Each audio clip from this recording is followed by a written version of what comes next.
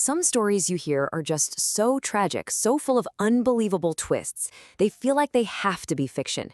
But this one is all too real.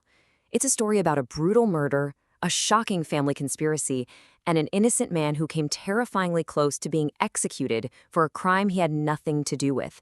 And trust me, it's a story you are not going to forget. You know, in Egypt, there's this old, powerful saying, Yama fil Habs Mausoleum. It translates to, many are unjustly imprisoned. It's this deep cultural acknowledgement that sometimes the system gets it wrong. I want you to hold on to that thought because it is the absolute heart of the story we're about to get into. Okay, let's set the scene. We're going back to 2013 in the city of Minya, Egypt. And this is where we meet Kholoud. She's just 16 years old, a young bride with her entire life stretched out in front of her, about to start a brand new chapter. So Kholoud marries a young man who's working over in Saudi Arabia, and as is pretty common, she moves in with his family while he's gone. Before long, she finds out she's pregnant. But that happiness, it started to get clouded by this growing sense of fear. She became really uncomfortable with her husband's brothers, even telling her own mother that the way they looked at her, their actions, they terrified her. She actually begged her mom to let her move back home, but her mother just told her to be patient and try to avoid them.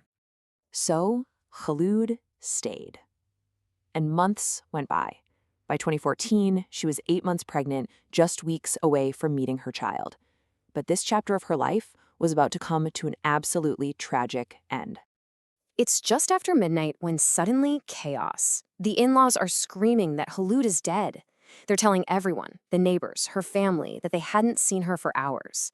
Their story? She'd locked herself in her apartment and had taken her own life. But when Kholoud's own family rushes over and breaks down the door, the scene inside is a complete nightmare.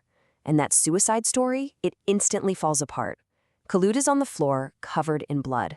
There's an electrical wire wrapped tight around her neck, and she has wounds all over her head and body. This wasn't a suicide. This was a murder. And it created this impossible puzzle. The door was locked from the inside. So the police are called in, and the official investigation begins. And this is where the in-laws' story just completely unravels, piece by piece, starting with one single critical clue. The very first major red flag comes from the coroner. He arrives, and he makes a totally shocking discovery. Kholoud hadn't died just a few minutes ago. No, she'd been dead for 10 to 12 hours. The family had waited for nearly half a day before they called anyone.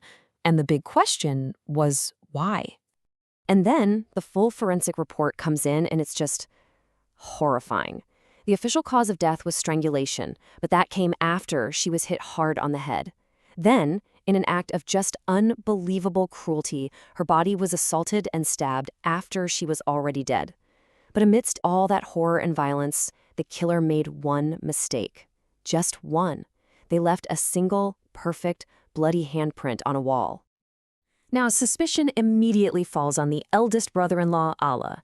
He and Kholoud reportedly didn't get along, but when the police check his prints, it's not a match. The real match, though, would lead to a twist that absolutely no one saw coming. That handprint belonged to Hamdi, Kholoud's 14-year-old brother-in-law. A child. And when the police confronted him with this undeniable proof, he completely broke down. He confessed to everything. But his confession, well, it had another jaw-dropping twist.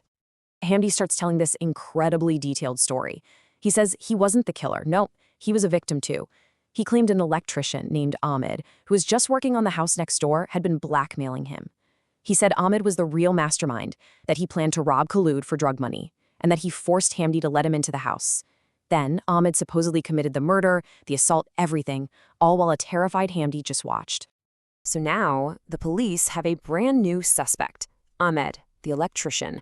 And when they start looking into Hamdi's claims, well, everything seems to line up, building what looked like an absolutely airtight case against a man who was swearing up and down that he was innocent. I mean, look at the case they built. First, opportunity, check. Ahmed was, in fact, working right next door on that very day. Second, access. Investigators confirmed, yep, you could jump from that roof to Kholoud's building. And third, corroboration. Hamdi's story was so detailed, it matched every single gruesome detail from the forensics.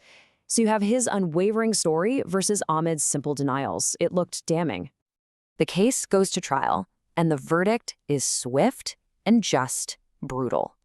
Because Hamdi was a minor, only 14, he was sent to a juvenile facility.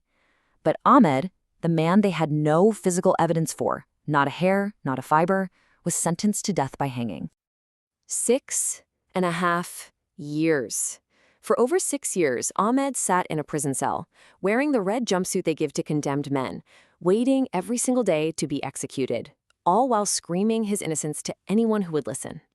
And then, a lawyer from Ahmed's own village, a man named Osama El Gamal, agreed to take a look at the case file. And right away, he saw these huge holes in the story. I mean, common sense stuff. Why would Hamdi, who'd avoid a death sentence because he's a kid, bring in an adult accomplice who would definitely get one? And how did Ahmed manage to commit such a violent crime and leave absolutely no trace? The whole he wore gloves excuse just felt way too perfect.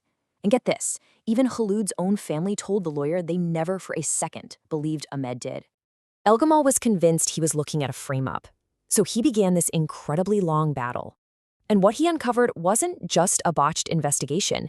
It was a cold, calculated family conspiracy. After years of fighting, filing appeal after appeal, relentlessly pointing out all the inconsistencies, Osama El Gamal did the impossible. The court overturned the conviction. Ahmed was fully exonerated and finally set free. But his freedom just opened up an even bigger, more chilling question. If Ahmed didn't do it, then what really happened? The truth was so much darker than a robbery gone wrong.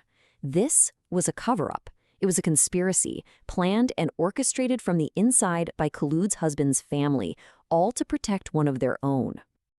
Remember that 10 to 12-hour gap before they called the police? The lawyer proved that the family wasn't sitting there in shock. They were strategizing. They were using that time to invent a story from scratch and figure out who was going to take the blame. To protect their family, they decided to sacrifice a complete stranger.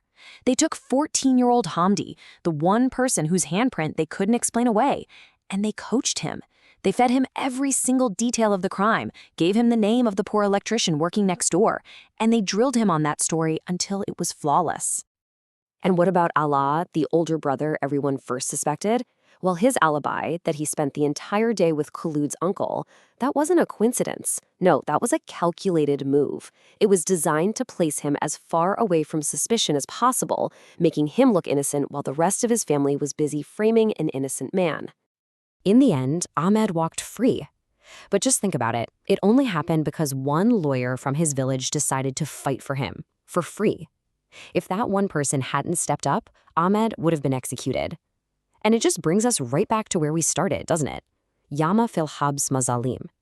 It really makes you wonder, how many others are out there who weren't so lucky?